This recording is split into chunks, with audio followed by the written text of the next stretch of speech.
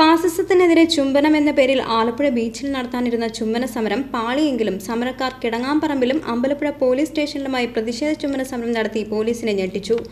ചുംബന സമരം നടക്കുമെന്ന് പ്രഖ്യാപിച്ച ആലപ്പുഴ കടപ്പുറത്ത് ഞായറാഴ്ച രാവിലെ മുതൽ തന്നെ IG MR അജിത് കുമാറിന്റെയും ജില്ലാ പോലീസ് മേധാവി KK ബാലചന്ദ്രന്റെയും നേതൃത്വത്തിൽ വൻ പോലീസ് സേനയാണ് വിന്യസിച്ചത്. സംഘർഷാവസ്ഥ കണക്കിലെടുത്ത് യാത്രികർക്ക് പോലും കർശന നിയന്ത്രണം ഏർപ്പെടുത്തിയിരുന്നു. ഉച്ചയ്ക്ക് ശേഷം 3:30 മണിയോടെ ആലപ്പുഴ കോൺവെന്റ് സ്ക്വയറിൽ ചുംബന സമര സംഘാടകരായ ലാസർ ഷൈനിന്റെയും രാജേഷിന്റെയും നേതൃത്വത്തിൽ 35 പേർ ബീച്ചിലേക്ക് പോകാനായി എത്തിയെങ്കിലും ഇവരെ പോലീസ് കസ്റ്റഡിയിലെടുത്ത അമ്പലപ്പുഴ പോലീസ് സ്റ്റേഷനിലേക്ക് മാറ്റി. അറസ്റ്റ് ചെയ്ത അമ്പലപ്പുഴ പോലീസ് സ്റ്റേഷനിലെത്തിച്ച ചുംബന സമരക്കാർ സമരവേദി മാറിയെങ്കിലും പോലീസ് സ്റ്റേഷൻ പ്രതിഷേധ ചുംബന സമരവേദിയാക്കി. അതേസമയം ചുംബന സമരക്കാരെ പോലീസ് കസ്റ്റഡിയെടുത്തതിൽ പ്രതിഷേധിച്ച് ആലപ്പുഴ കിടങ്ങാംപറമ്പിൽ സമരാനുകൂലികളായ വനിതകളും പുരുഷന്മാരും അപ്രതീക്ഷിത ചുംബന സമരം നടത്തി.